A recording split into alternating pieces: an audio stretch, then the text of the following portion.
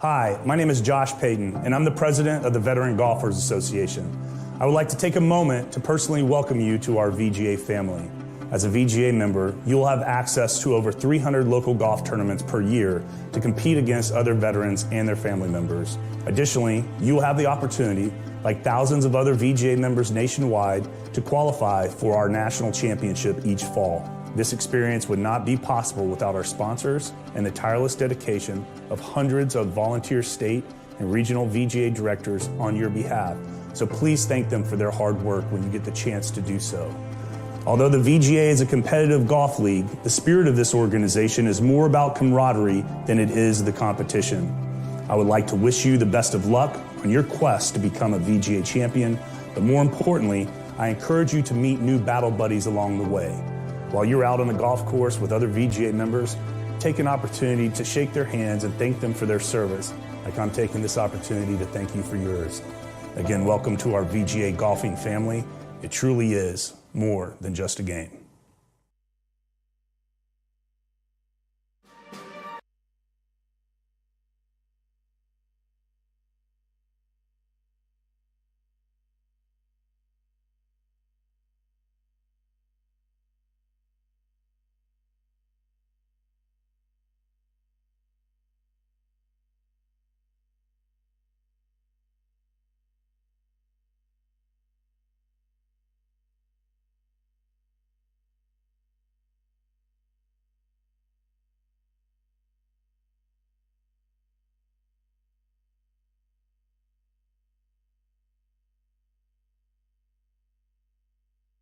I'm the North Region Director of VGA, and I'm joined by Joe Cayley and Josh, another organization, Joe, co-founder. Josh and Joe, it's great to be with you again on another national championship here at the Grand Oak. And Joe, I'll tell you what, as national championships go, this is going to be a good one. We've got some weather in play and some interesting conditions that the players are going to have to deal with today. So, welcome. It's good to see you again, by the way. Thank you, Kevin, and thank you for everyone who's joining in with us this afternoon. Kevin and I had an opportunity right out on the course earlier today to kind of check on some of the playing action and conditions. As you know, there's weather fronts coming in from the Atlantic into the Greensboro, North Carolina area. It's cyclone number 8, a little bit of moisture that the players are contending with. However, the fairways are receptive and the greens are still very hard. Yeah. Very, very interesting to have this much rain over the last 24 hours. Impacts the golf course on the fairways, the bunkers, those types of things, but then also have pretty firm conditions on the greens, making it a challenge for our players. On your screen now, you're seeing a shot of the 10th and 11th holes.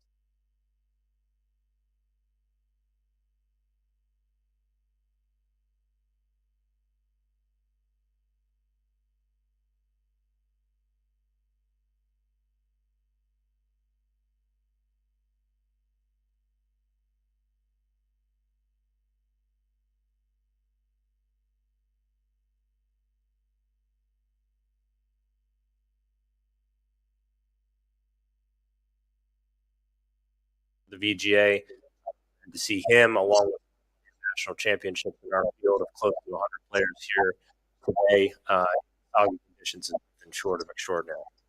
That's correct, Kevin.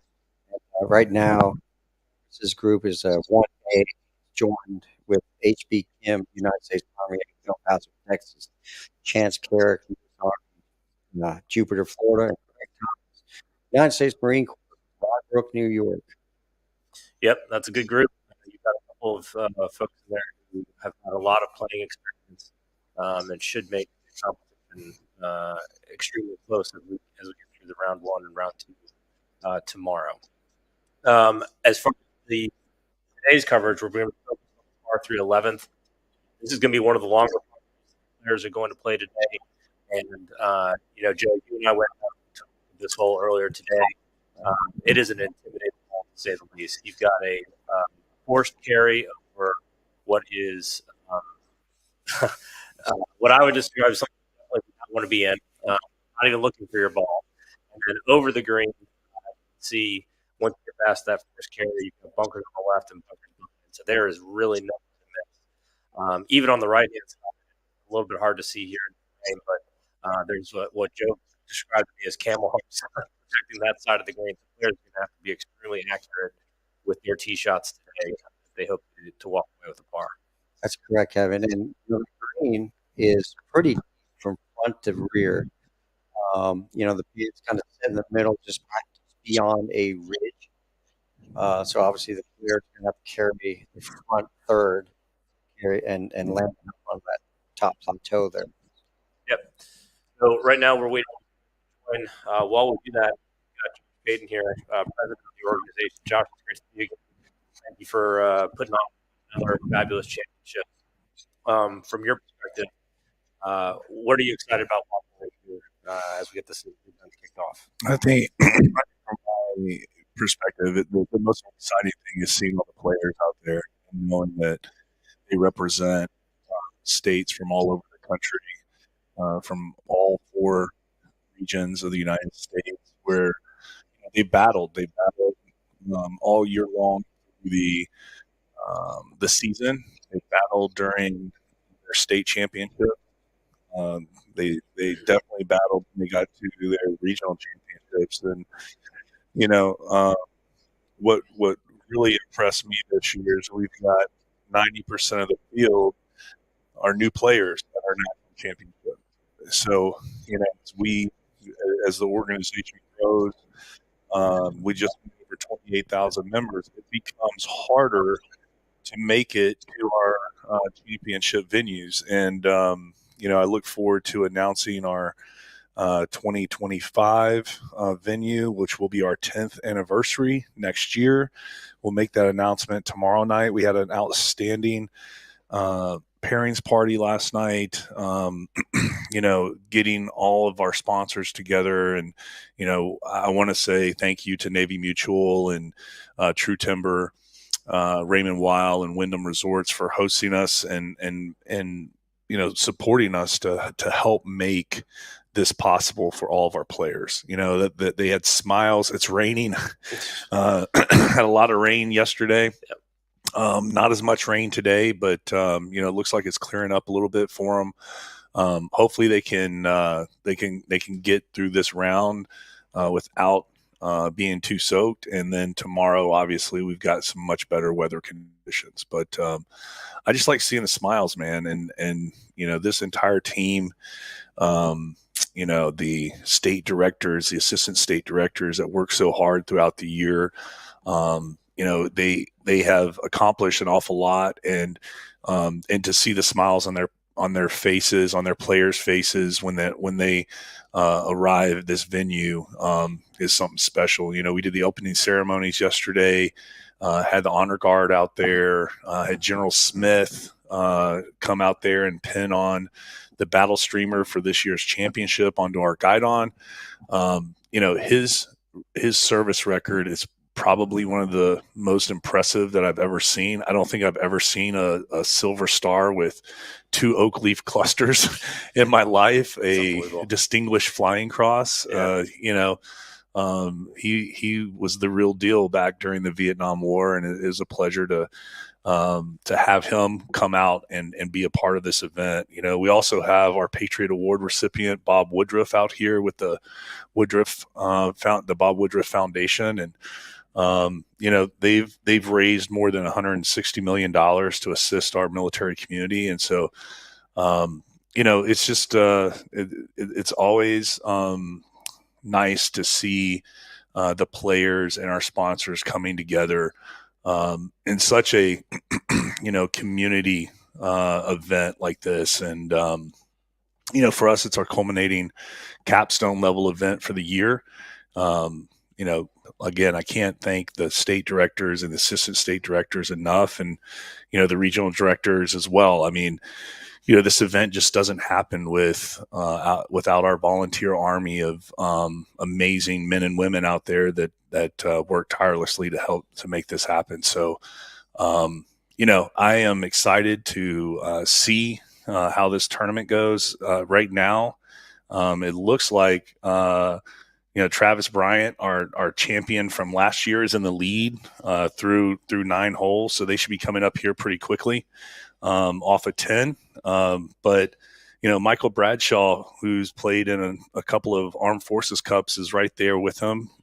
He's tied even. But then there's a lot of new names. I have never seen Craig Thomas or Chance Carrick out there. I've heard a lot about HB Kim from the Central region and down in Texas.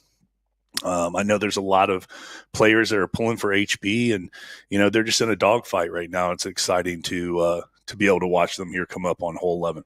Yeah, and I think Josh, to that point, Joe and some of our guests last night made a really good point that, particularly in these conditions, the champion will rise to the occasion and battle their way through. But as you said, the other wonderful part of this event is the camaraderie that is fostered through all of the hard work that you just mentioned. For those folks at home that don't get to see the entire part of the event, one of my favorite parts of the event is actually when we get to do registration and see the players come in for the first time. A lot of those folks, those smiles are driven by not only seeing the staff who have put a lot of effort into making sure their experience is great, but seeing friends they maybe haven't seen for a year or two, that type of thing. It's absolutely fabulous. So as you said, Josh, it's great to have such a banner year for the VGA culminate in this type of event and have so many people excited despite tough conditions, right? We're getting a good look here at the players that we just talked about wrapping up their putting on hole number 10.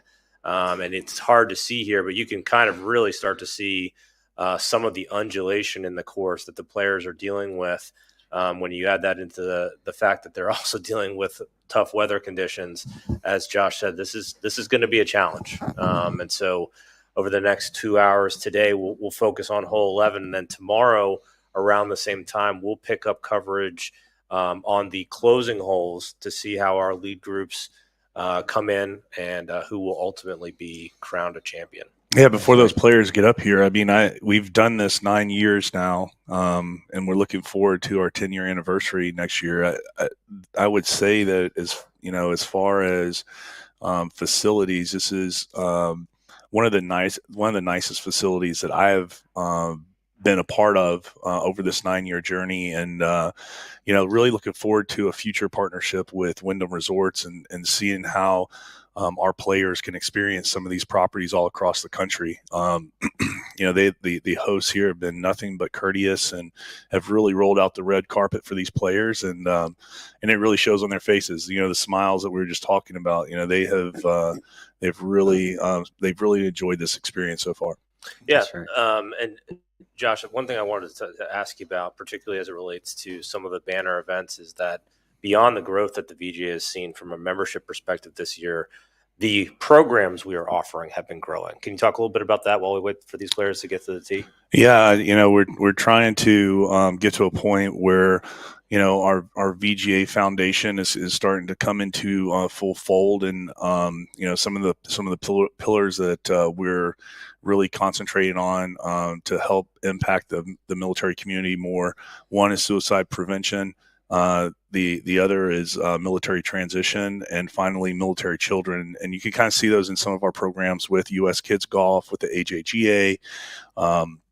We have some really exciting things going there, but also how do we give back to our VGA members in a more meaningful way? And so we've seeded a scholarship fund for $20,000 for our players that might not have the resources to compete or to partake in our programming. And so we're really excited to, over the next few weeks, put together what the application process looks like for our members out there that might be struggling financially but need our program. So we're really excited to try to do more to impact the military community. Yeah, Joe, similar for what you've been seeing, I know you've been working tirelessly on the business development side, some additional relationships coming online with some of our sponsors this year. That's right. Talk to us a little bit about that. Well, there's a very interesting point of being here at the Grand over in Greensboro, North Carolina, here at the Wyndham Resort. And what's exciting is that One of the famous battles in the Revolutionary War, which was the Battle of Guilford Courthouse, was fought not too far, within almost cannon shot of this location. And Josh and I and some of our past champions got to go out there this spring during the Revolutionary War reenactment. And it was exciting, very exciting to kind of learn the history of the battleground on the battlefield here, and how it relates to the birth of our nation. Being a military and a veteran community, it's very daunting to think that our patriots, many years ago were fighting, the British, for the birth of this country here in Greensboro, North Carolina. And then, just down the road, and then you come over here to the Grand Over Resort. There's a big, beautiful resort, 2 wonderful 18-hole courses. And, they also host, PGA Tour event right next door as well. And many of the Wyndham guests they stay here on property. And it's just a fantastic home for golf. But you know what? Being able to have Wyndham part of the VGA family is exciting, just for the things that are going to be coming down the road for our 28,000 plus members. These folks who are day in, day out playing events all over the country, as well as so many of our other partners. Who would have thought that we were going to develop our own VGA camouflage this year, Josh? Yeah, no, it's amazing seeing them out there in the Fairway Viper by True Timber. And, we just had Scott Kavanaugh from Wyndham Resorts sit down with us. Scott, thanks for joining us. Josh, thank you. You've spearheaded the Wyndham Championship for Wyndham Resorts for several years now. How many years have you done that? So we've been the title sponsor of the Wyndham Championship since 2007. Wow. So it's been quite a while. And like you guys mentioned, we've been at the Grand Over Resort, our Wyndham Grand Resort, for almost all of those years as our host hotel for all of our partners that come to town that week, and many of the players and caddies as well. So we love the resort as well. I'm glad you guys are really enjoying it a lot this week so far, outside of the weather, which we had the same experience at the Wyndham Championship this year in August. Now we got our event in. Hopefully you guys will get your tournament in as well. So then that was exciting. Who ended up winning the Wyndham Championship? So we had Aaron Rye win the championship this year, another first-time winner for the Wyndham Championship. Is known for first-time winners, and that was his first time on the PGA Tour. PGA Tour. Oh win. Man, how exciting is that? PGA Tour win. Yeah. Yes, he's been on the tour for a while, but his first PGA Tour win. And if you haven't ever been to the Wyndham Championship in Greensboro, Sedgefield is such an incredible location and venue for that. And then obviously the Grand Over Resort hosting a lot of the players that stay here. I remember running into Justin Thomas when I was getting onto the elevator, and it's just kind of neat to kind of see like all these players kind of like intermingling around this property, which is a really incredible host venue for not only the VGA Championship but for Wyndham. Can you talk to me a little bit about that sandy hole? You got the Waikiki kind of play, the par 5 over there. Yeah, so on holes around holes 15, 16, and the tee box on 17, which is called the sweet spot, we've had the Club Wyndham Beach for many, many years, and this year it was modeled after one of our resorts in Hawaii, in Kona, and it really was inspired by that property. Even the volunteers who worked the Club Wyndham Beach for us this year even wore the resort uniforms that our associates wear over in Hawaii. And it's a crowd and fan favorite of the Wyndham Championship. So we're really proud to make that one of our signature areas of the tournament. Week. If you haven't been there, I really suggest you get out to Greensboro and support the Wyndham Championship. It's an outstanding championship. We've got our players coming up on hole 11 right now. Travis Bryant looks like he did not fare well in the last hole. Looks like he might have had a double or a triple bogey. He's our former champion. He's our last year's champion. Been playing really well. I think he was 14 under at our North Region Championship in West Virginia a couple of weeks ago. He's by far the heavy favorite, and he's probably not liking the weather conditions out here. Joe, what do you think he's swinging here into the green?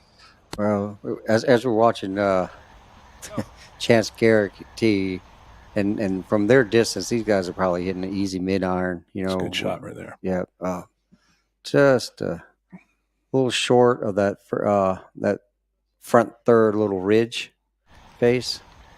Next up, this looks like HB Kim from Texas. HB Kim right now is sitting at +3. +3, and Scott, thanks for joining us, buddy. I appreciate it. I'm looking forward to the fun next couple of days, though, All right. and hopefully drier. Thank you. So. Kevin's going to come back and join us. We'll catch up later. Yeah. Oh, first look at HB Kim here. Yeah, man. I'm excited to see this. Looks like it's starting to stack up at the top. Yeah, it looks like we got Mike Bradshaw at +1, Chance Carrick at +2, HB Kim +3, and Travis at +3 right now. Nice posing. ball. Yeah, nice Great little rhythm. finishing pose. A little bit of a pull left. If you hit the green here, okay. Oh, yeah. Focusing on a red stake on camera is never a good thing. All right, so Craig Thomas up on the tee now. He's out of the North region. I had the pleasure of playing with Craig at one of the state championships in New Jersey, and model for consistency, both in his swing and his tempo, but also around the greens. It was definitely a show out at Trump, New Jersey, Trump National in New Jersey when we were up there. And one of the things you'll notice is he follows the same routine every single time, which I think really helps with some of the consistency I just talked about. He's playing he's playing out of New York, and Ray Brown and his team up in New York has just done an absolute fantastic job. I know. Wow! What a shot! Look at that Great shot. He came to our championship last year as the state director of the year. You've had a lot of great leaders step up this year as well, and Ray did a fantastic job this year. Kev, you want to talk about that a little bit? Yeah. I'll tell you, in the North region, I'm very lucky to have just an incredible team across the board, from Carl in Virginia to Ray and some of our new folks up in the New England area. But Josh, to your point, these state directors have been responsible for running hundreds of events throughout the year, and without them and their efforts, a lot of the players that you're seeing on the screen here today would not have ever had a chance to come here and play in this event. Yeah. And listen, these state directors, they not only do they support the regular season and the playoff structure that the VGA has in place, but they also go above and beyond in trying to enhance the members' experience at the local level, whether it's something that Ray did this year in New York with his tribute to the women of the VGA, which was met with a lot of fanfare, to Carl and Andy in Maryland and Virginia hosting an event called Battle of the Panhandle, which again is just an event to try to get the members out, get them meeting each other, get them at, building that camaraderie and having a good time. So. We'll say it again and again, but we can't thank those volunteers enough for everything that they do. That's absolutely right. So, as the group moves their way up to the green, the last golfer over there was Travis Bryant. Travis elected to go, and just wearing polo, no rain top, so he's grinding it out. He's on the front portion of the green as well.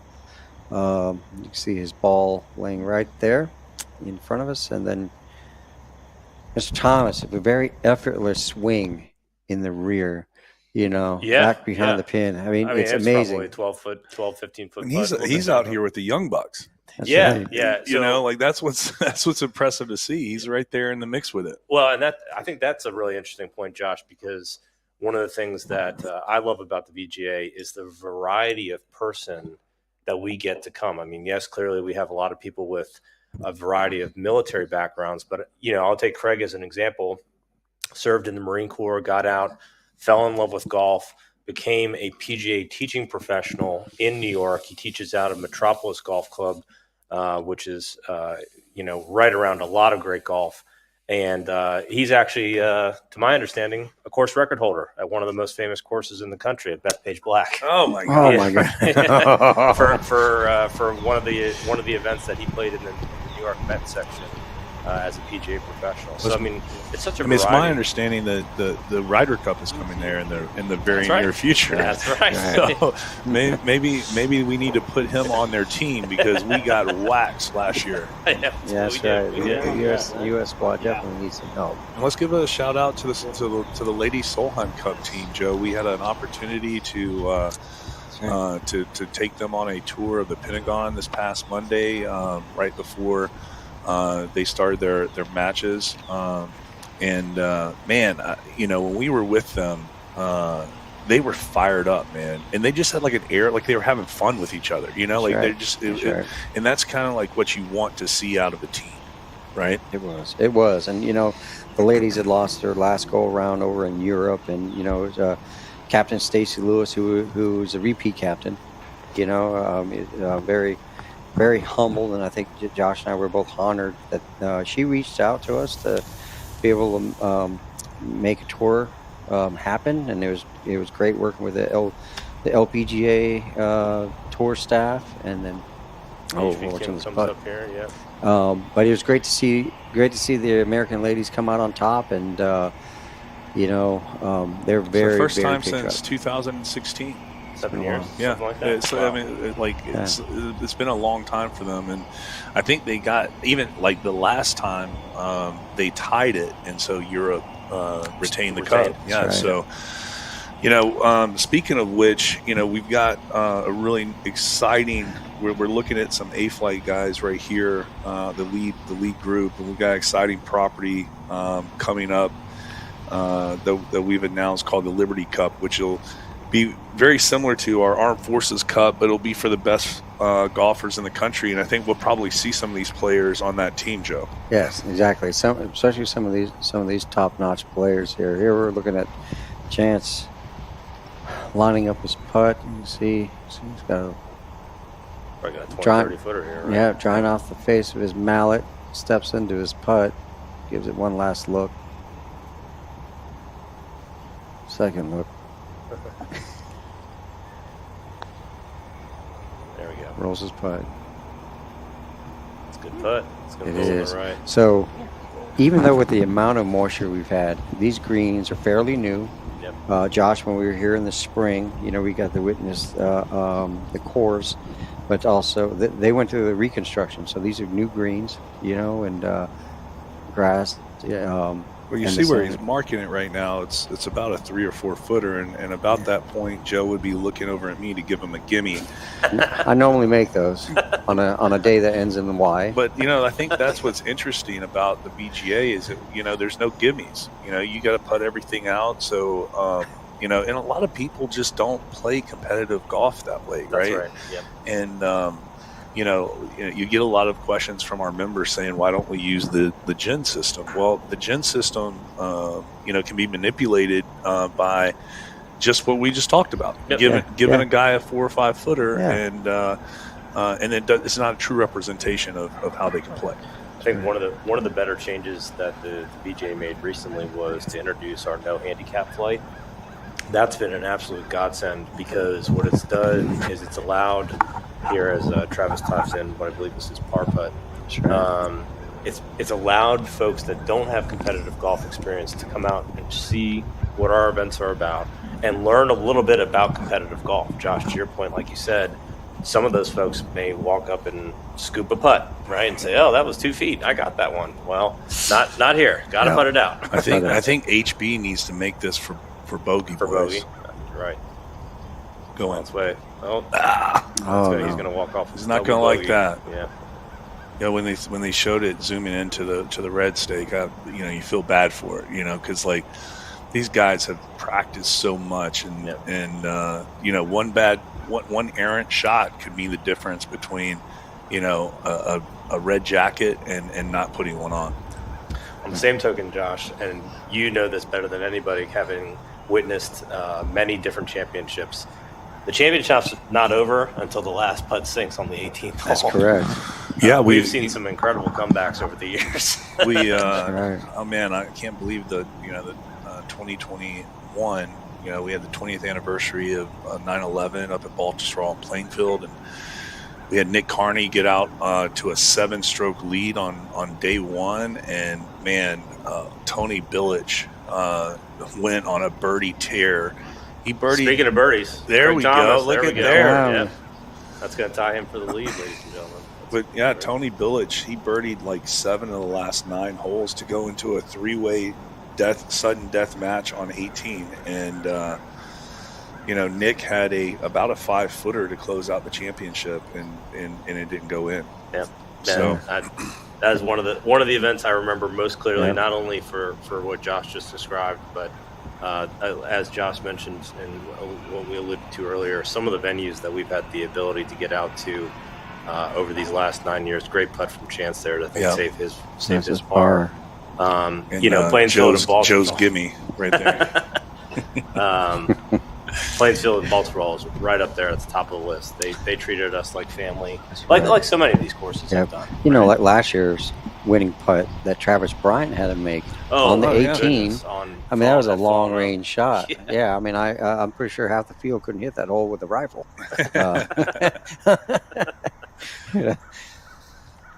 Yeah, so it's phenomenal. And each year, I'm always amazed at the amount of talent that comes from our veteran community and our VGA golfers that come out and compete, especially when these folks, men and ladies, make it to our national championship. It's amazing to see. Wow, there's some firepower. There's some definitely gamers out there.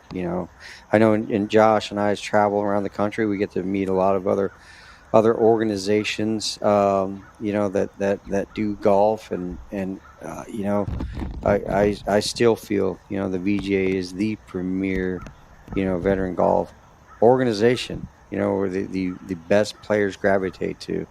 I think I definitely think our championship means something. Travis Bryant's a great example this past year being a champion.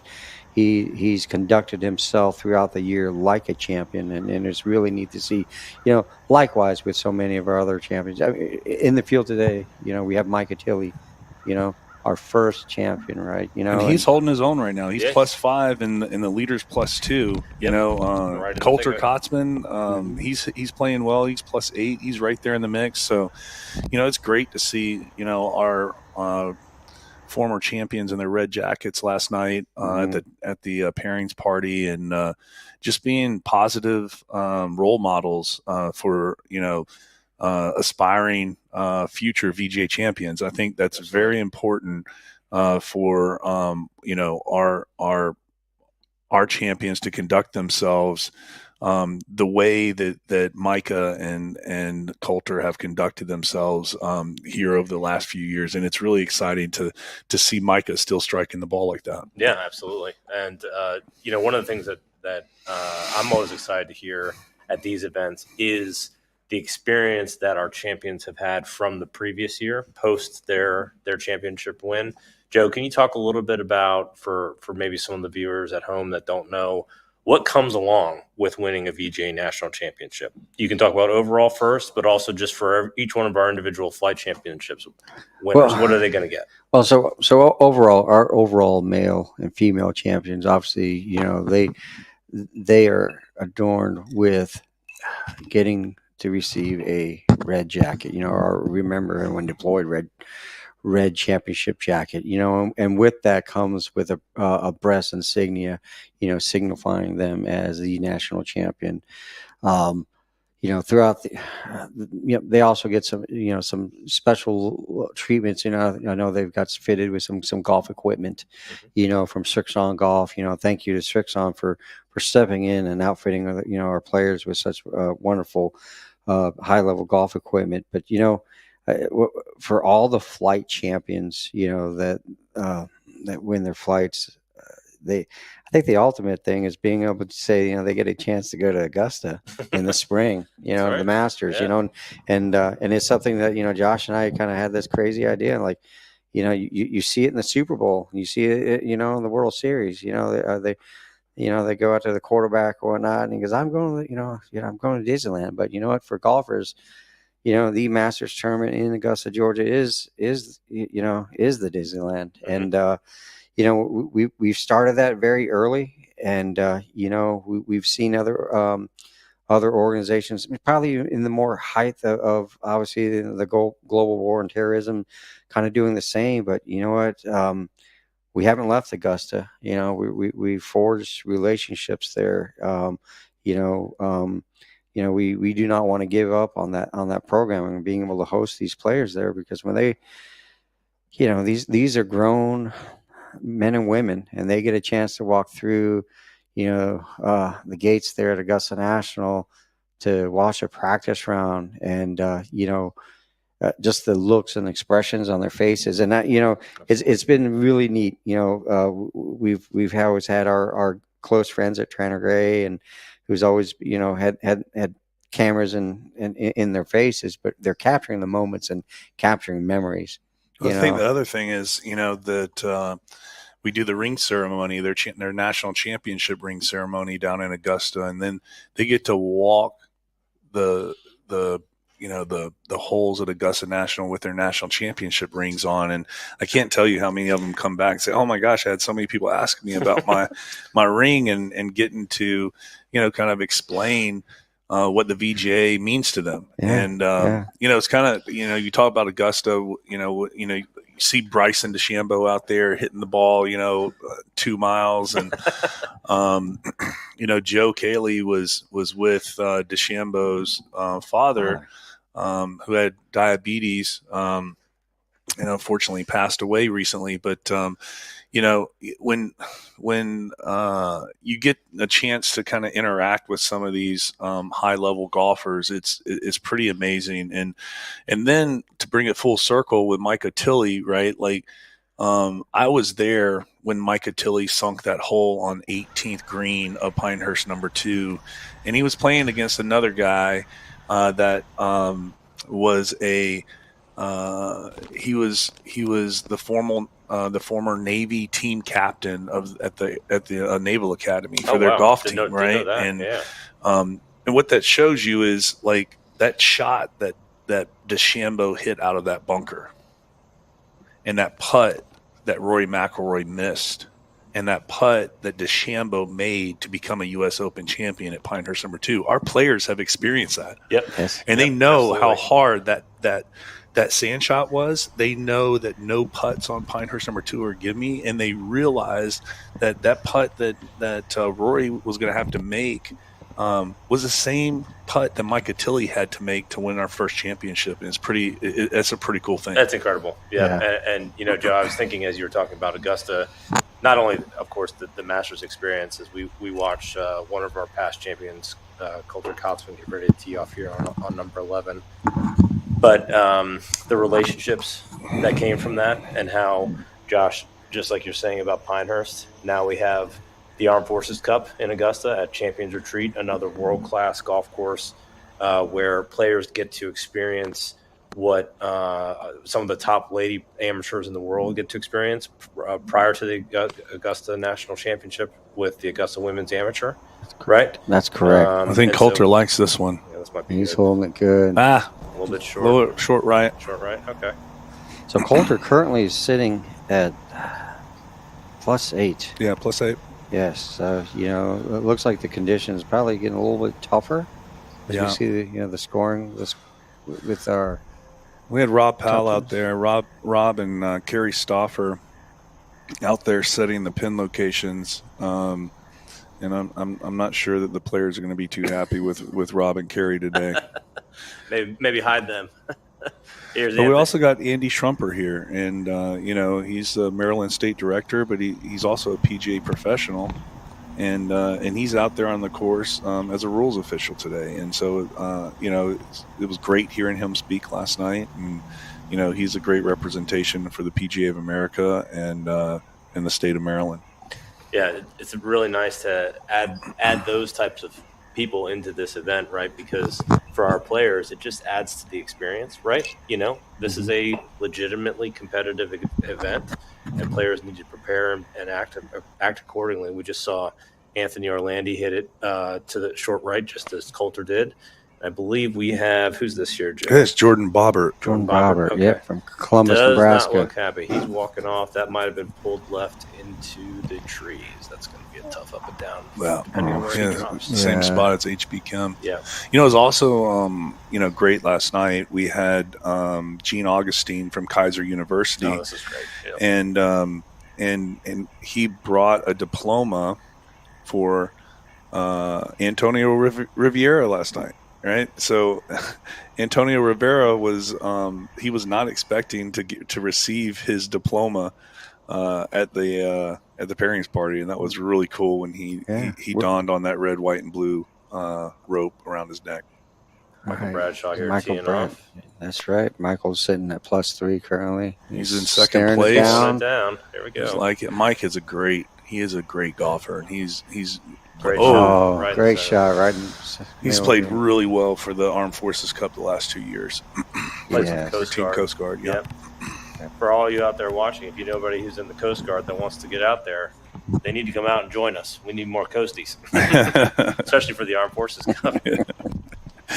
And all the coasties out there are going, no, don't tell anybody about it. That's right. We want our spots. That's right. That's right. That's right. Yeah, I've had a chance to play with Michael at in a North Carolina event. Conducts himself, very calm throughout the day. Always, very talkative. It just enjoys golf. And his family, his daughters are rocking VGA hats on family vacations, and they've taken it, and turned it into a family experience, which a lot of like a lot of our VGA members have done. Patty and Janice, and they've got their Sprinter van, and they're going around the country, and Absolutely. inspiring other women and other right. VGA members. And, Yeah, right. they may not be official volunteers, but I'll tell you what, if there's anyone who represents as like an ambassador, those two out there in Texas now have been absolutely fabulous ambassadors. Yeah. In fact, I was talking to Michael Bradshaw last night, and he was telling me about his relationship with Matt Bailey in New Jersey. Been friends for a long time, 25 years, both served in the Coast Guard together. Oh wow! And to hear them talk about how their relationship developed because of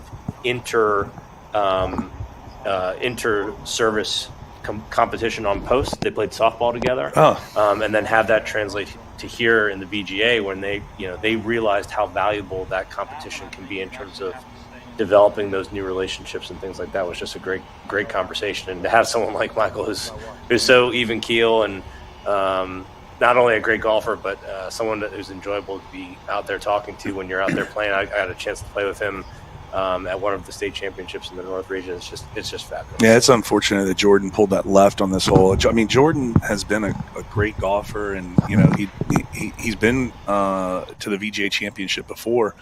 I think this is the first one that he's been to in a long time, because just the level of competition is so stiff. I try to. How do you kind of like?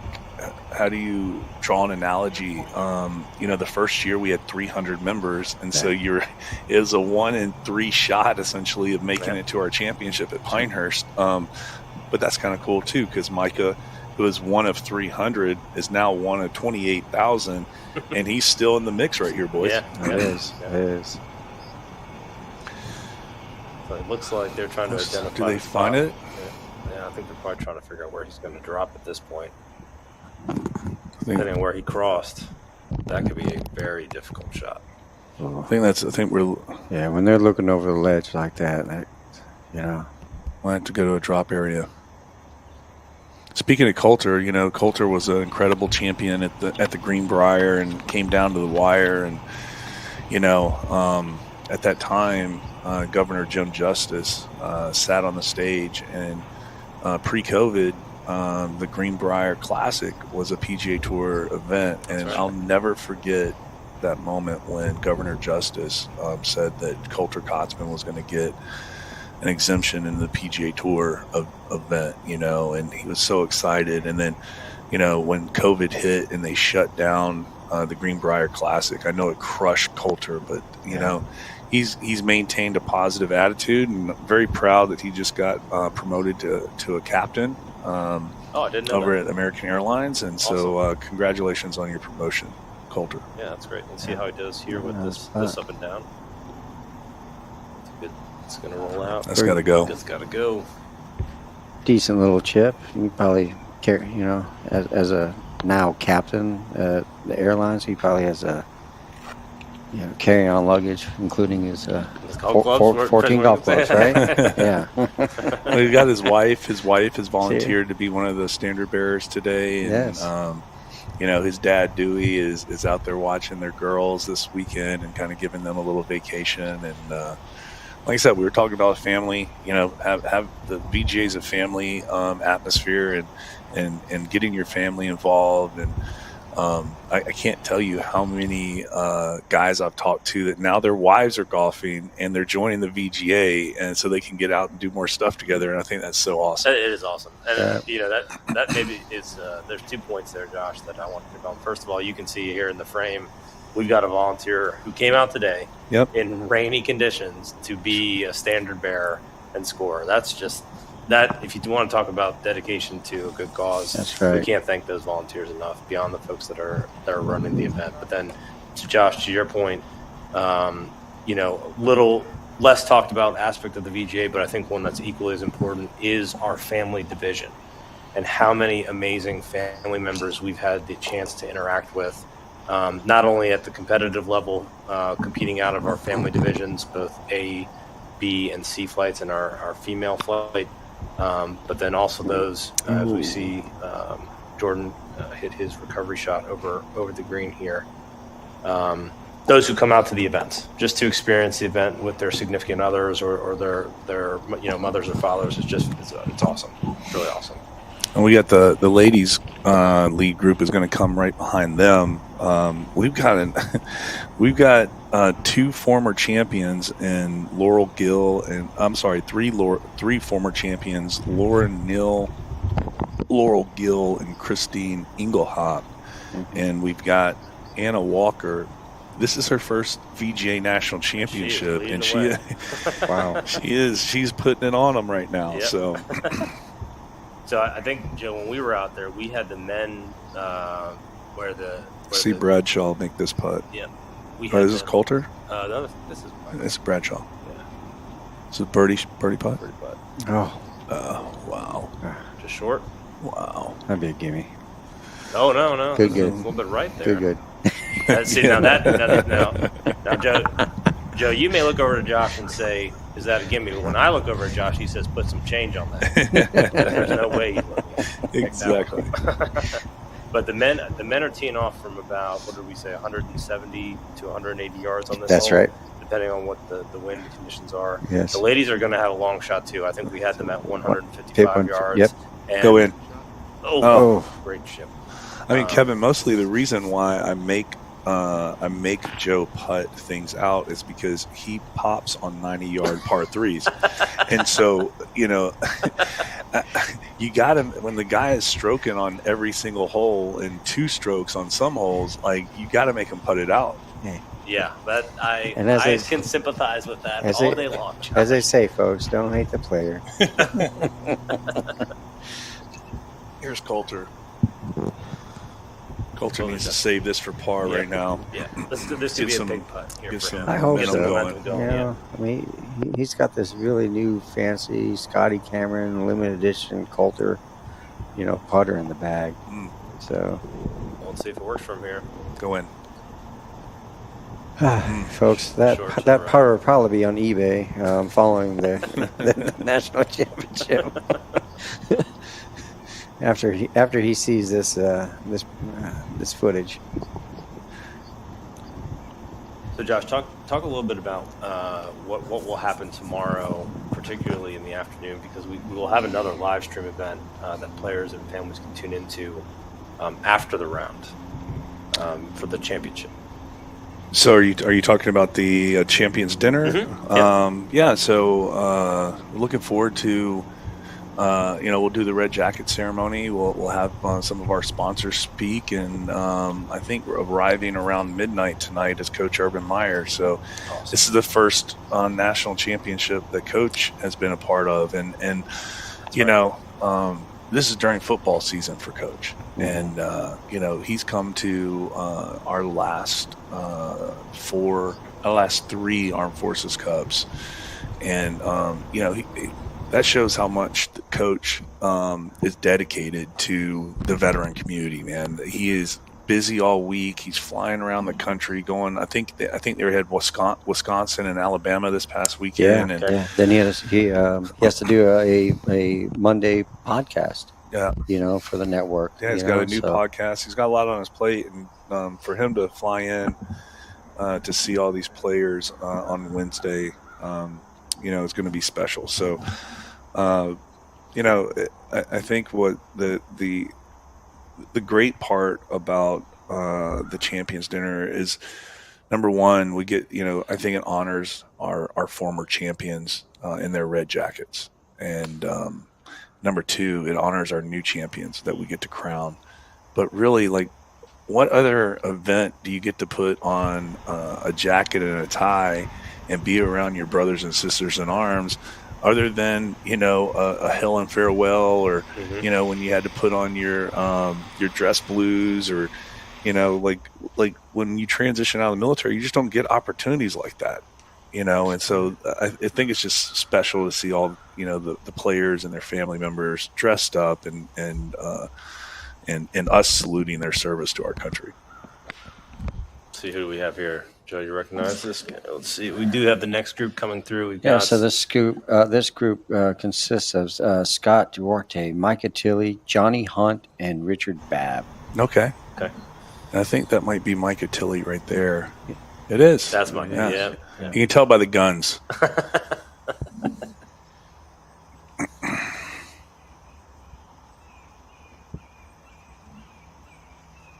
The thing with Micah Tilley, when he was, he was a supply sergeant in the Special Forces unit, and I just love his story of, when he was, at lunchtime, he would take a sandwich and he would go out to Eagles Pride, or it's Eagles Point in JBLM in Washington, and he would hit 200. He'd hit 200 range balls every day.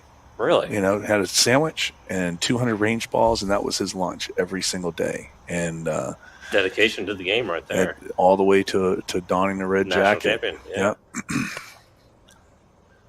Another tee shot here away. Do we know who this is? I think that was Johnny Hunt. Okay. Really good attitude on him. Great shot, too. Great shot. Yeah. Wow. It looks like a 15, 20-footer up the hill there. He's going to have to contend with that ridge, Joe. We saw that when we drove by. Yeah, that's right. Listen, I think being in the middle of the green today is about as good as it's going to get. Surprisingly, not a lot of rollout on this green here. Yeah, for hitting mid to long irons coming in, you'd think that would be the case. But maybe the greens started to soften with the additional rain that we just received here over the last couple of hours.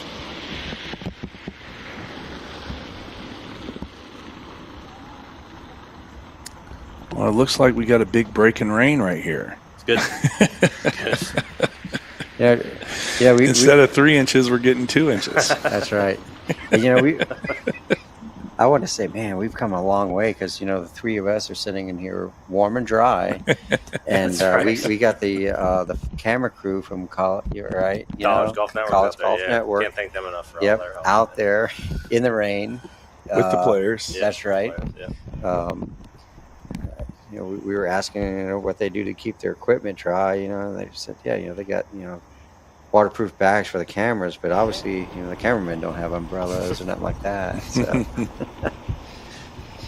some good footage, following the action and letting our fans and the viewers and family members at home, watch their favorite golfers out here today. Yeah, we hope all those folks watching at home enjoy the coverage, and we'd love to hear from you in the comment section about who you're looking to see out on the course. Like we said, we'll have our live stream up here today, focused on the 11th hole, and tomorrow we'll have another round of about a 2.5 hour coverage window as we round out the championship. It's nice to see that all the first off, all the members that are out there watching, and participating. Want to say thank you for your service and thank you for being a part of the VGA. There's a lot of members out there, they want to partake in, an Armed Forces Cup, or they want to make it to our national championship. Our Armed Forces Cup is based on points, right? And, I'm really happy that Danny has implemented a new program called the Drive for Five, where, if you want to go out and earn some points, but, maybe the weather's not what it needs to be, you can go recruit some VGA members and some new members and get 5 points per member, added to your Armed Forces Cup total. And so, just really proud of Danny and all the work that he's done. Not only as a South Region director, but on the website side and trying to make this experience more enjoyable for our members. Yeah, it's really, I'll tell you what, one of the big things that happened this year was with Danny's work, we had, I think for the first time ever, not a single problem with any of the point aggregation for the Armed Forces Cup, right. Leading into the qualifiers, which are going to start here in a couple of months. Right. Good luck to all the players that qualified for the Armed Forces Cup here in the qualifiers in the fall too. We hope to see you at Champions Retreat in Augusta next year. Yeah. So Josh, I wanted to ask you about that because I wanted to make sure we covered how players can get here, right? So the national championship is a stroke play event. It's hosted over 2 days, and it's fed by our playoff system, which runs from June through basically the end of July. We referenced it already. We have state championships happening all over the country, many of which have popped up this year and already had 100, 120 plus members join to play in those events. And then, as you said, we have our regional championships, which happen in August. Players who win and qualify from the regional championships end up here. But you talked about points and how the Armed Forces Cup works. Do you want to talk a little bit about how players can qualify in that regard, Josh? Yeah, I mean, so when we had the national championship for the first few years, we had some suggestions. Like, if I'm not as good of a golfer, how can I ever make it to the national championship? And so, collectively, we got together to say, okay, well, how can you reward participation so that players can kind of receive a similar experience? And that's kind of where the Armed Forces Cup came from, where it's a point-based, participation-based system, so that our members can have an opportunity to compete at one of these capstone level events. Two completely different events, right? Mm-hmm. One is a team-based event representing your branch, and you're playing in a match play, Ryder Cup style event. Oh, great! Oh my gosh! Mike Attila almost sinks that for his par. It's a good try right there. Yeah, he should be proud of that one. But then, our national championship is fed by the state championships, which go into our regional championship, and then each region, north, south, central, and west, has 20 players that will advance from that particular regional championship to represent their state and their region at nationals. Now, we also have a senior national championship, a senior VGA championship that we reserve 4 slots for. And we've had a lot of seniors reach out and say, hey, look, we want more of an opportunity to come. And quite honestly, like what is difficult is capacity at our championships. Absolutely. Right. Yep. And it's not just capacity at our championships, it's also capacity in Augusta when we do our Tuesday for the Troops event. It's always hard to get tickets for our players to go to the Masters and lodging for them, and so it's logistically very challenging for us as an organization. But we've moved some. We've tried to listen to our members and tried our best to expand what we can for our national championship, and so this year we've added 4 new slots at our senior VGA championship. So now we'll be taking 8 seniors from our senior VGA championship to come to our national championship, and That's great. We've increased that field size by 100%. And then the final there's 2 other ways. One, you can be an overall champion. Once you become a red jacket, the VGA reserves the right to invite you back in perpetuity. But also, we are we're rewarding our state directors for their hard work, and so we've got 4 slots for 1 slot per region for director of the year, and then we also have and those are the state directors that are going out there and recruiting and hosting as many events as they can, and having as many registrations as they can in their state, and out there fundraising as much as they can, right? And so there's some criteria that we base those nominations off of, and then also the same thing on the other side with the player of the year, right? Yep. Each region gets a player of the year nomination, and they come here and compete. So that pretty much rounds out a full field of players here in Greensboro. It's really nice. A lot of different ways that players can get here. And so we'll continue to follow some of these players here over the next hour or so. We're going to take a quick break while the ladies finish up on hole 10 green, and then we'll pick up live action when they get to the tee box here in a minute.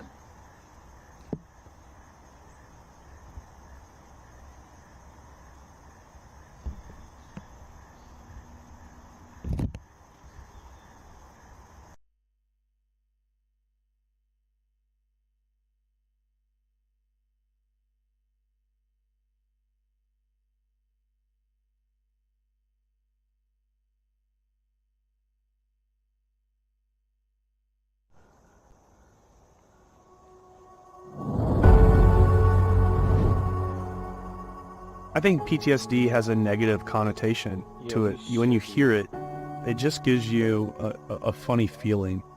I think that post-traumatic growth is positive. It's a positive way to say that there's hope for these veterans that come back from difficult times and from hard experiences. I was injured on March 8th, 2012 in Kandahar, pretty early on, 18 days into my deployment actually, and stepped on an IED. I lost both of my legs and suffered a bunch of internal injuries, a broken pelvis. The legs are the most obvious injury, but the internal injuries are the most complicated and severe. Most of my military career was actually spent at Walter Reed in the hospital recovering. But I'm very proud I served and glad I served, and I'll do it again. Distraction is the biggest thing that golf really does. It focuses your attention away from your problems and back onto something constructive, even if that constructive thing is just going out and having fun. As soon as you start having fun again, you're really making headways into depression and PTSD symptoms. Right now, 22 veterans commit suicide every day. It's a staggering number. It's an epidemic. With golf and veterans, I don't know, like I said, I think it saved my life. So when I went in the Army, I did 3 tours in Iraq.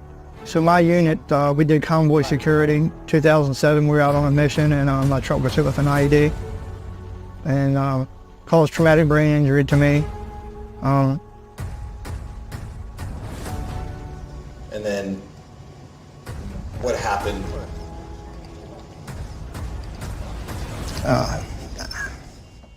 In 2021, I was diagnosed with bone cancer. So now I got a different outlook on life. Every day I wake up, it's a blessing. Just to live my life and be happy and try to make others happy. The VGA is incredible. You know, the VGAs gave me life. So last year, I was a team captain for Army at the Armed Forces Cup, and leading my team to victory was one of the best feelings I've ever had in my life. And I've met people from every state, and I've got friends everywhere. And I love these guys. I love the VGA, what it represents. We thrive on teamwork. And when we get out of the military, we are separated from our teams. We're together for 4 or 5 hours, golfing, laughing. Now you're my brother. It may keep a vet alive another day. That's why you have to have organizations like these. not about necessarily the golf. No. You get to be yourself finally. That's something a lot of vets haven't done in a long time. A lot of men and women from serve around the country, they experience things that most human beings do not experience. And then they come back here and at times they feel lost. Veterans Golf Association is an organization that was created several years ago, and the purpose is that it's a community. Create this family around the great game of golf. And I think we all have an obligation to show the country what a veteran's all about. No greater way than the VGA.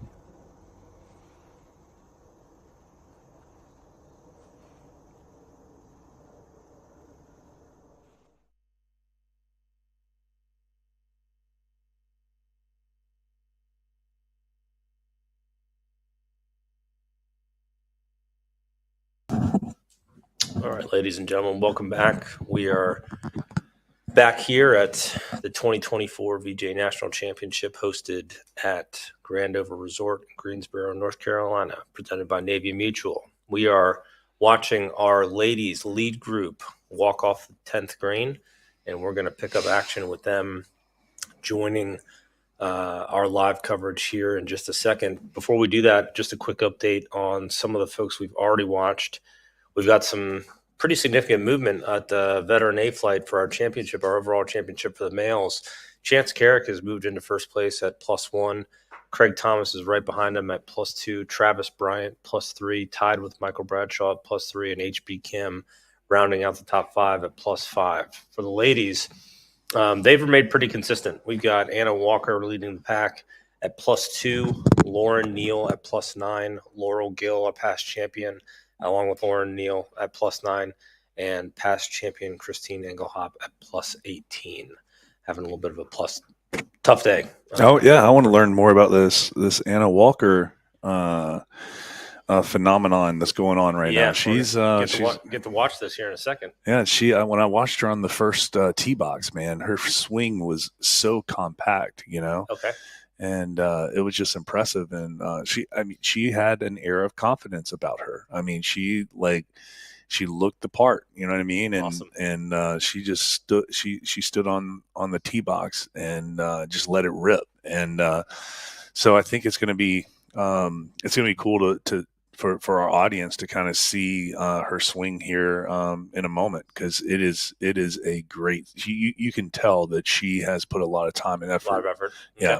This might be the first person we see here. I see her getting ready to tee off here. We also have Laurel and Christine preparing here on the side with their carts. But we'll watch this from the background here. There we go. There we go. Look at that swing. Great swing. Oh, no, she didn't like it. Listen, as long as she gets over, that's fine. No, she's fine. It's an up and down. Yeah. Based on what we've already seen. Left is dead. Yeah, I don't think she knows how. That's okay. She may be disappointed, but at least she's not out of play. Yeah, right. It seems like it's easier to play out of those camel humps than it is over that Absolutely. sandy beach. Looks like we have Laurel Gill coming up. I think she's been an incredible champion. She won the Greenbrier along with Coulter. But what I think is most impressive, obviously she was a naval pilot, but that's a great swing right there. She likes it. Left edge, that's fine. Yeah, that's fine too. Hanging in there. That's But good. when she got to the Naval Academy, they didn't have a golf team, Really? a women's golf team, and so she founded it. That's awesome. I didn't know that. Yeah, and Lauren Neal here next. Great swing as well. That's right. Pretty Lauren, amazing. Yeah, I've had a chance to play with Lauren. She hits a nice little draw. This hole does not set up well for her swing. Not the that draws. It's a little dog leg left. Yeah. Well, Find the trap. Tough break for the Marine Corps JAG officer. So, yeah. She's been a fantastic champion as well. Yeah, and here's, along with Micah Tilley, this is the first ever women's overall champion, and she's been an incredible champion over the past 9 years. Yeah. Has she played in every one? She's played every one. That's unbelievable. Yeah, consistently, finds her way back in. That's great.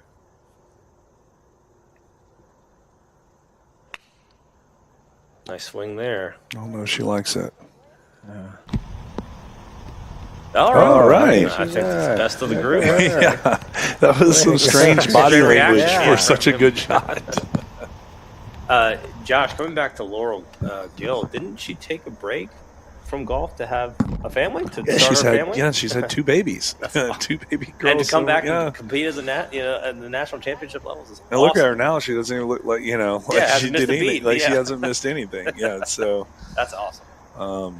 I remember she came to Augusta and she had a baby, a baby girl, a little Yeah. newborn. Yeah, phenomenal. Yeah, and speaking of which, like you would think that that when you bring your baby to Augusta National that they would let you onto the property. I remember last year I was standing there. It was a heartbreaking story. This new mom and dad are just standing there with the security guards, and they're like, "But the baby is 2 months old," and they said, "But the baby needs a badge." And I was like, "Oh my gosh!" Man. Wow. So if you're a new parent out there and you're expecting to get into the Masters without a badge for your little one, Right. I'd advise against it. Speaks to how special that being at that event truly is. Right. I mean, Augusta National is known for the quality of the golf product that they put out, not only in a golf tournament, but Joe, as you said, when you walk onto those grounds and you see in person just how spectacular the golf course is. That's correct. How much attention to detail is paid. It is a fitting reward for our VGA national champions to get out and experience that. Yeah. It truly is. It truly is. They work tirelessly throughout the year to keep probably the most perfect golf course in top level conditions. And so a lot of folks always ask me, is it open year round? No, it's not. They shut down toward the end of May. All that grass turns brown, and then in September they start reseeding and watering like crazy. Getting ready for an early October opening. So their golf season is very much backwards from what a lot of people would consider a traditional golf season. Correct. So most of the turf, the grass there at Augusta National is a cool season grass. It's rye, so it does not tolerate heat at all. Now the greens, obviously, they're able to keep and maintain throughout the year, but all that bright green fairways, all ryegrass. Yeah. But even talking about the Augusta National Women's Am, where we host our champions, at Champions Retreat, where we host our Armed Forces Cup. Rose Zhang won in 2023, and then Jennifer Kupcho won in 2019. And they were both a part of the Solheim Cup team that we got to tour, give a tour of the Pentagon with. And man, I asked them, I said, what, as an amateur golfer and getting to experience what you got to experience at Augusta and at the Annual, and what did that do for you? Right, and both of them just said, "Oh my gosh!" Well, first of all, it was an incredible platform. Nice bunker shot. Great shot. Wow! Yeah. Great shot from Lauren. Yeah, it was an incredible platform for girls that are growing up and want to play golf. And the second thing is it 1,000% boosted their confidence as a golfer, as competitors, yeah, right? That makes sense. And I think that the VGA Championship is very similar to that, right? Like where you come out, you play against the best of the best, go in. Great shot. You can come away from this very confident that you've set goals for yourself and accomplished them. I'll tell you what, Josh, one of the things that I've seen at the state and regional level, kind of along those lines, is particularly when the players get into more stressful competitive situations, the lessons that they learn on the golf course about not only how to be competitors but how to be VGA members really hits home a bit harder. I want to shout out to Tim Wookter in Virginia. He's my social media director who does a fabulous job, but Tim really used the competition of the VGA to set himself solid goals as related to becoming a better golfer. And over the last 2 years, I've watched how he's leveraged lessons with some of our other members, Monty Golf being one of them, to help him out, and to start winning. Winning at the regular season events, and then moving on to the state and region events to start winning. Yeah. Well, I remember Tim, right? Like Tim represented the Team Army at the Armed Forces Cup. Big accomplishment for him. Oh my gosh! And when he won his match on hole 18, he fell to his knees, and tears of joy streamed down his face, and his wife embraced him, and he's had some health issues with his heart, and much love going out to Tim Luchter. Yeah, good putt there. It's going to be a tough tap in. I think that's going to put her in for bogey, but out of that sand, I think bogey. I would probably take bogey from where she was. You run with that. I did want to note for the folks watching that bunker shot, because of the course conditions, there are local rules in effect to include lift clean in place in the fairways, and obviously lift rake in place, in this case in the bunker. A lot of the bunkers experienced a ton of rain last night, so there's a significant amount of washout. So just so the folks at home understand that. But not as much washout as we had in Drow. For comparison. Right. That's right. I think there's a difference between a hurricane and a cyclone. Yeah, that's true. Man, sorry, it's just a visual thing. What an experience that was. Well, and one of the things I come back to is with that experience, you talk about the championship venues that we're allowed to host that. That team down to Rowell, the whole Trump team down to Rowell, taking care of us the way they did, taking time to go out on the golf course and clean up the palm fronds that had fallen off on the golf course. I mean, just unbelievable staff out there that are out there to help us. To include the staff here at Grandover this week. Christine cleaning up her par putt, I would assume. Go in there. Right. Outside. She'll walk off with a bogey. Laurel Gill's got about a 6-footer, maybe. Is this a say par? Let's see. Yeah, I think so. Yeah. And this will hopefully help her gain one stroke. At least get one back. Yeah, against Anna.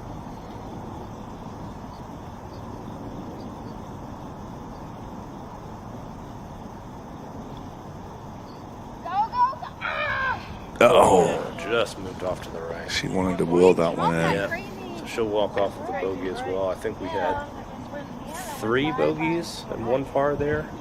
We'll have to double check the scores after they get them into our scoring system here.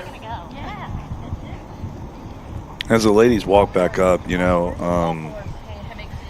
Joe, I just want to say like how much you've meant to this organization over the last 9 years, man. Like, and you've experienced some pretty incredible health issues yourself, and you've overcome them, and you are an inspiration to a lot of our members, and I can't thank you enough for being a friend and being a part of this team. Thank you very much, Josh. It's always very humbling to be regarded, as such. And, the VGA has become a new life mission. And, for me and my family there, we are all equally proud of what this organization has grown into. It's still hard to believe when, you look amongst the crowd at the pairings party, or, when they come in to at registration, the look of excitement, for all these players, and kind of really, solidifies that, man, we're doing things right, and it's really cool to see some of the guests that we had last night. One of my former mentors, Command Sergeant Major Dave Pitt, who was the 82nd Airborne Division Command Sergeant Major. And as you're growing up as a soldier, like it really feels like a blink of an eye. 20 years of your career is gone, right? But I vividly remember being a private right? And thinking I'm never going to advance in this army. Massive and organization, you know what's great is, you know, I had leaders like David Pitt. You know, he put his arm around me, and at the time he was, you know, an E6, and you know, I was a PFC, and you know, we'd go play golf together. You know, and you know, and we would be competitive, and you know, but you know, he taught me what being a leader looked like, and I spent, you know, almost all my career in the 82nd, and so to have him achieve the rank of division command sergeant major, like, is mind blowing. It's awesome, and to have my buddy do it is you know, even more incredible. What was that? Was that 35, 40 year career? I mean, how long was he? I think he was 33. 33? Yeah. Okay. But, you know, having him in the audience to experience this was pretty special. And, you know, I love that since we're in North Carolina, we could have Bobby Brinson come up with his wife, Morgan. And, you know, a lot of the listeners might not know who Bobby Brinson is, but I am telling you, he makes some of the best barbecue on the planet. Absolutely. And the ribs, you know, they are addicting. And so if you find yourself coming through Fayetteville or to Camp Liberty, you know, in the near future, I would look up Vicious Pig barbecue and try to make a detour, because it's worth it. Absolutely worth it. Let's see, we got our family A flight stepping to the tee. That's a great swing from one of our members here. Let's see how this turned out here in a second. Off to the right again. Not bad. Yeah, yep. safe. Playing from the right side is better than playing from the left.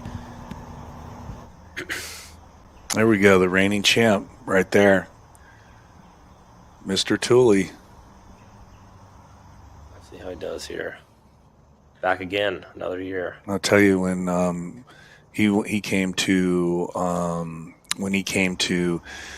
Tuesday for the Troops 2 years ago, he got to hole number 2 at Champions Retreat on the bluff side and made a hole in one. And none of the members there could believe it, because they said it's the hardest hole on the golf course. Like, no one gets a hole in one. And so, you know, that was a really special moment for him. This is Chris Patton here. He's out of the North region. Another really cool story as a family member. Worked in IT for a long time, 12 plus years, and recently made the switch to become a PGA professional. Oh, wow. So, yep, he great shot here. On the right he's going to like that one. Yep. Yeah, that's a you know, loved the game of golf, was playing a lot, really fell in love with the VGA, and I think it motivated him to take the final leap over to take his PAT, which he passed. And now he's going to start working through becoming a professional, which is really cool. So, wow. Yep. Definitely. A lot of great stories. A lot of great stories out here. Yeah. Swing and a great result like that. He's definitely got some good games. Yeah, that's right. Yeah.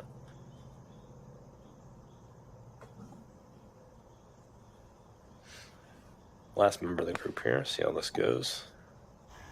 What do the standings look like? Yeah, let's take a look here. Oh.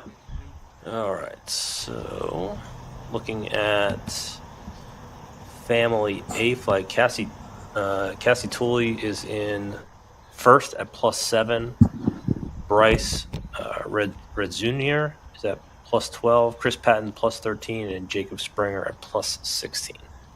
So we got two family members representing the Air Force, and 2 family members representing the Army in this group. Yep.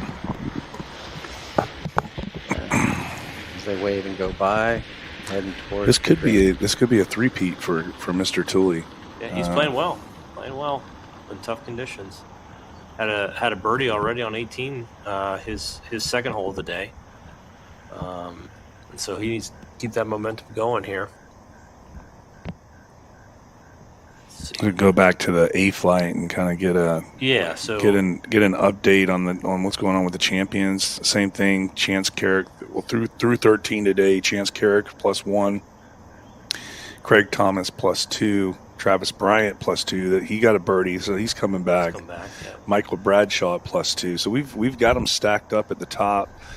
Looks like Anna Walker's running away with this on the female vet A flight, but let's take a look at some of the B flight guys. Kevin Strickroth is +6. He's tied with Michael Little. And both out of South Carolina. Yeah, and Keith North. They're kind of stacked up at the top of the veteran B flight. Same thing with veteran C flight. Wow, we've got William Pickett +10.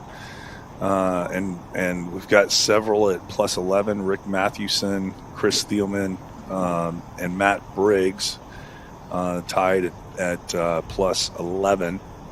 That is an incredibly close flight. You've got players even at +15 right now, only 5 shots back. I mean, anything can happen. These will be really fun to watch tomorrow.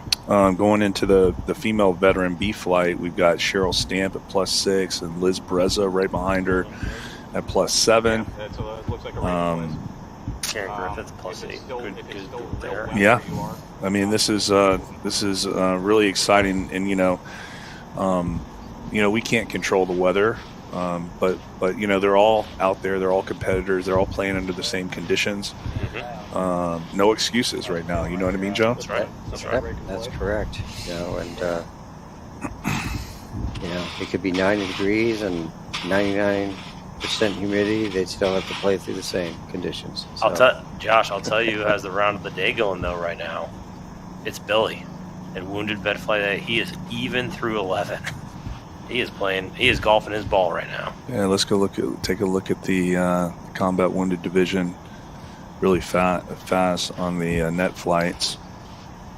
All of our viewers can, if you're on our Facebook page, you can go to our post where you got the saluting post we made this morning with a link to our Golf Genius live scoring and follow along as well. Right now we got the veteran D flight Eric Ryan at +4, and right behind him is James Kilbasa at +4. Wounded veteran A flight Billy Hinojos even with Derek 4 right hot on his heels +2. Wounded veteran B flight Jesse DeVries is even. He looks like he's kind of running away from it. In that flight, the wounded vet C flight is really tight with Stephen Bishop at +6, Eric Percy at +7, Eldred Sadler at +8.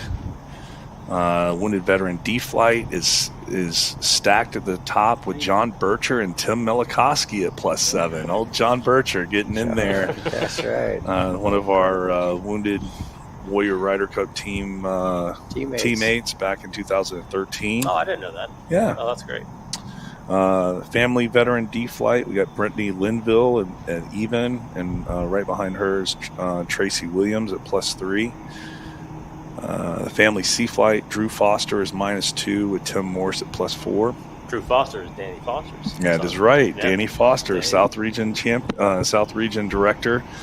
Got a chance to meet him and his family. He's just so excited. This is his first year playing in the VGA, and He's got a good swing. We saw him, Joe. We saw it out there. He can move the ball. He does. He didn't really have the stack and tilt method that Danny uses, but we did notice that he does take his full allotted time over the ball. We got to ask Danny tonight how many strokes he gives him aside.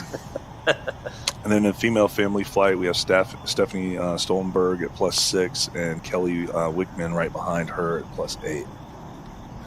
So we have some YouTube comments, and folks are enjoying it. But where's the people's champion, Eddie Schroet? Oh, Eddie. Where's this? So Eddie, that's a great question. We'll talk about Eddie here for a second. Well, the first thing you always have to ask with Eddie is he on the right tee box? Yeah. And has he drank enough water? That's the first thing I ask that ranger. So, he had a good night last night. He asked some pretty funny questions to our rules officials, and which the response always was Bahia. Yeah, that's right.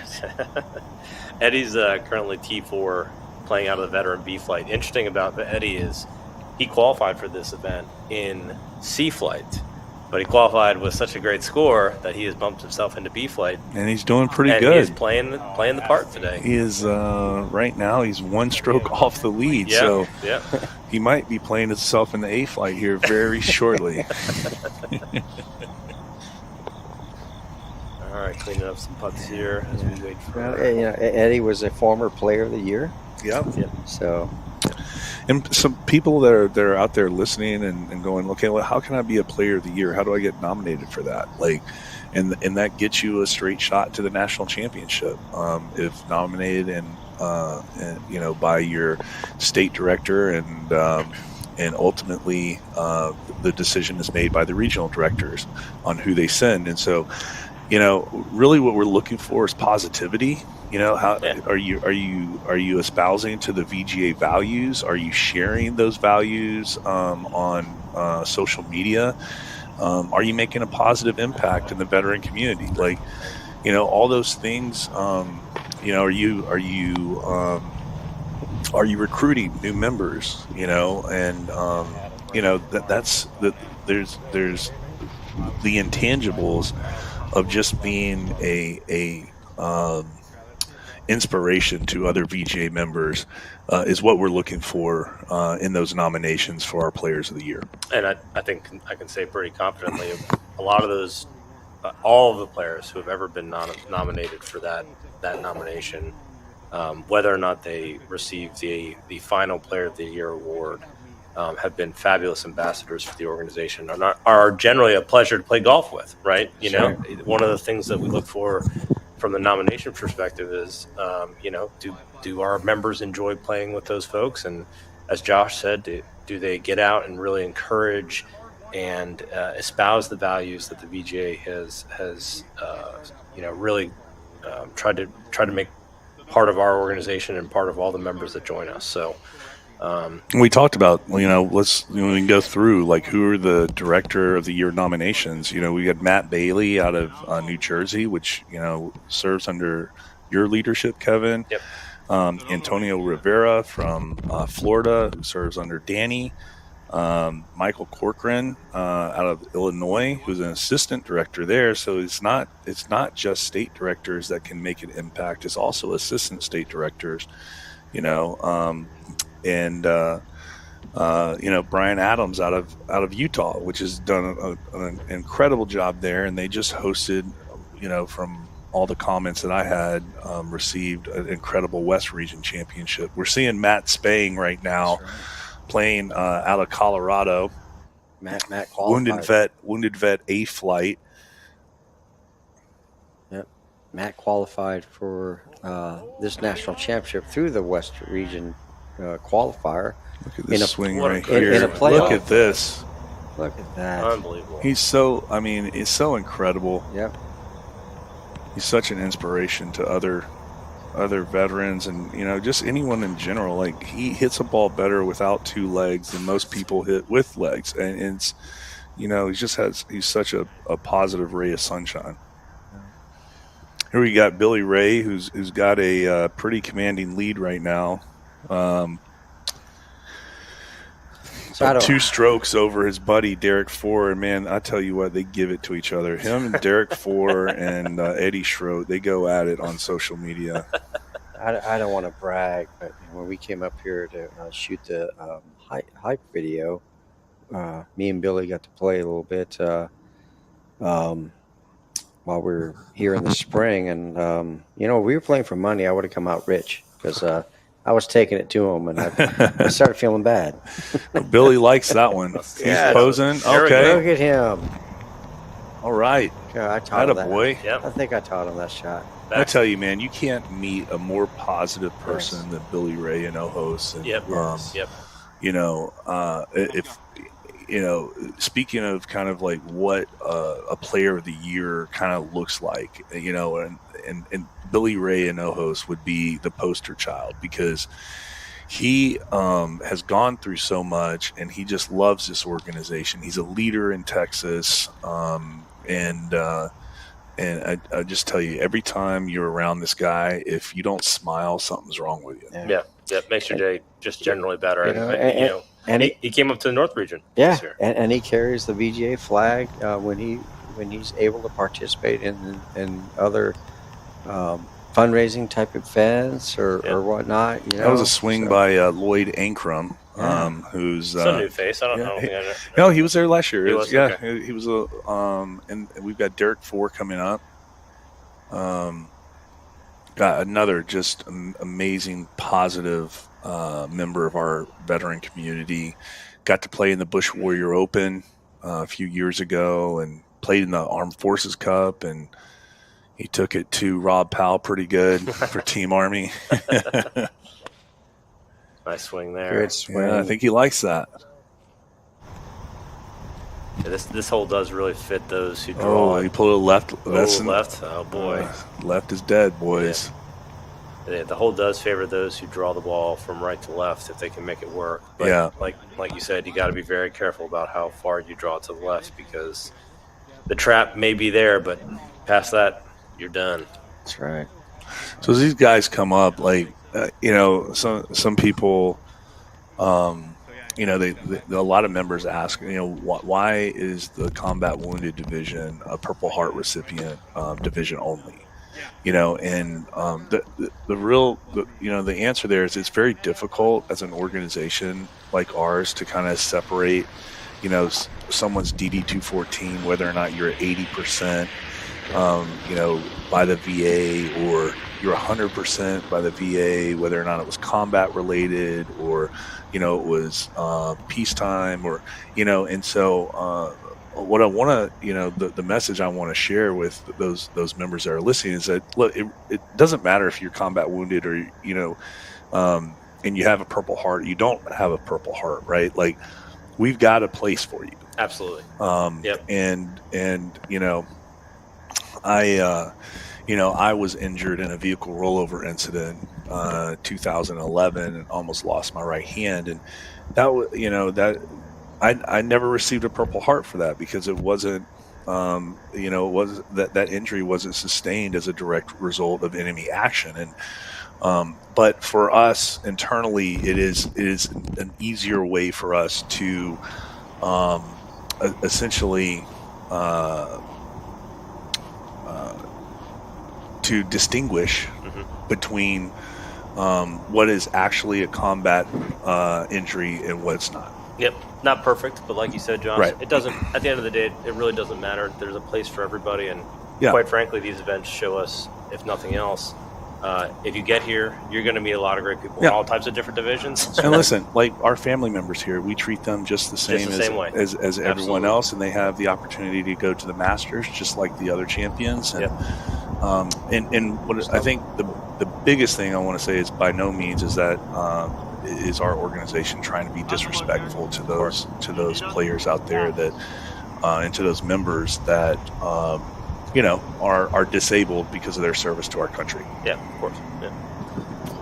This is going to be a very challenging bunker shot here. Or looks like the ball's well above his feet. Yep. Maybe in the grass, and he's standing in the bunker. Oh yeah, you're right. Looks like I'll tell you, this grass here, this rough, it is no joke. For a lot of players, particularly coming from the North region, we are not used to playing off of Bermuda grass, and so the lies, particularly in the rough, are quite different in the way they sit down. I mean, Joe, you and I drove by one shot where the player lined up to the grass, you couldn't even see the ball. That's right. It was just completely gone.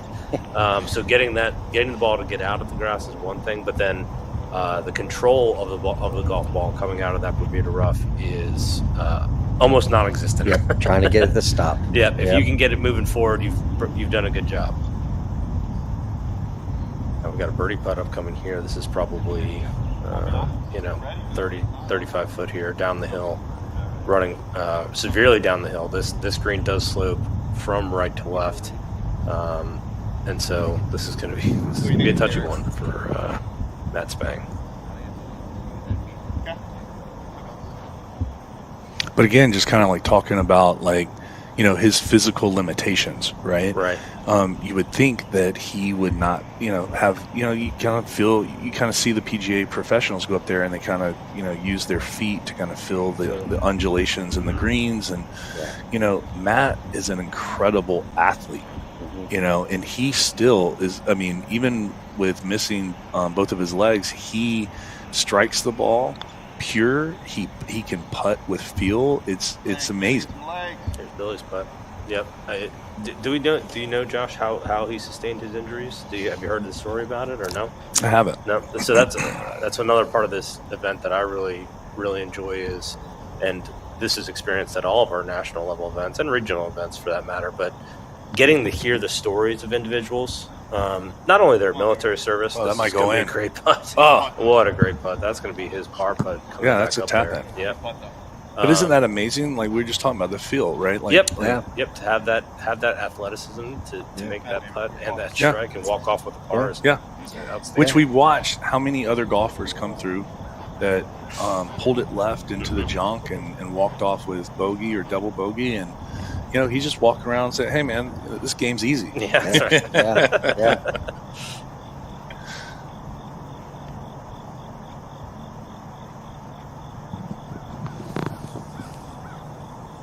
I believe this is another birdie putt here as well. I think. No, this is par putt coming back from the bunker, right? Yep. Good I think he's going to drop. I think he's going to drop one there. Drop a shot there, yeah. Is that Derek? That's Derek. Yeah. That's a Joe Cayley gimme. I was going to say that's short of gimme range. But that is my gimme range. I would just make others point it out. So.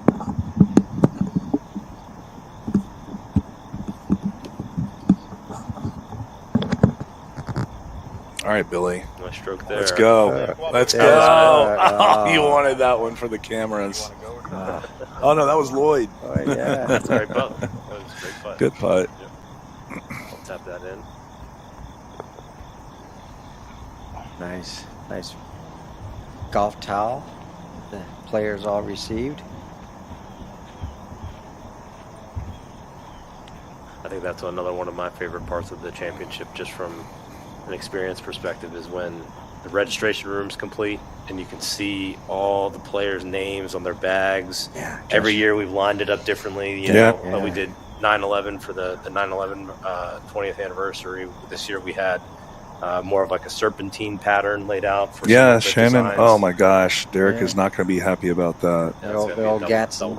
Yeah. So. Shannon Powell did a great job with the serpent shape this year, and all of our staff. You know, all the wives, you know, that were down there working together, steaming, you know, things. I mean, all the stuff that goes into saluting our players when they get here. You know, and I want to say thank you to all of them. There's Billy. There we go. There you go. I think he just picked up a stroke. I think that's going to end it for our coverage today. All the VJ members that are out there listening, thank you so much for being a part of this organization. And if you haven't made it to our championship, we hope to see you here. You know, in the very near future. Go out and make some goals for yourself, and just remember, like, if you don't make it this year, there's always next year coming. That's right. As we conclude here, Josh, tomorrow, just so everybody knows, we had a little bit of rain delay today. Tomorrow's looking a little bit better. We're thinking the live stream will come on a little bit earlier tomorrow. I think we're playing everything, and you know, I apologize. We don't control the weather. This is a moving target, right? And so we're going to try to play in the best 5 to 6 hour window of weather that we possibly can. And it looks like we've got some pretty severe thunderstorms coming in about 2 or 3 o'clock tomorrow. So I'm guessing that we will start normal time at 9 o'clock. 9 o'clock. Yeah. Yep. So if not a little bit earlier, but you know, stay tuned to Facebook. I know there's a lot of families out there that are trying to stay up with what we're, you know, with their loved ones here at the championship, and you know, we'll put all of our all of our updates on our Facebook page. Excellent. Thanks, everybody. Joe. All right, thank you, Great everyone, talking to you for joining. today. We'll talk to you tomorrow. Josh, thanks, sir. Thanks Yeah. for everything. Thank you guys, Yep. and thanks to CGN for helping Another great make part. this live stream possible.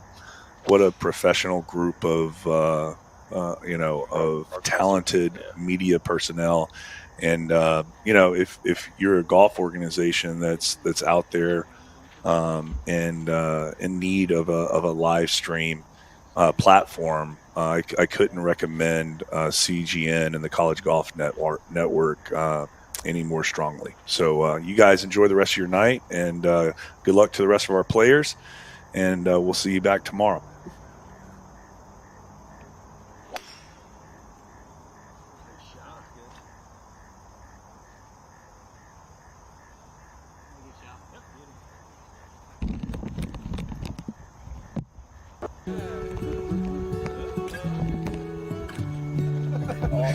I never thought I'd find a family like this again. But then I found the VGA.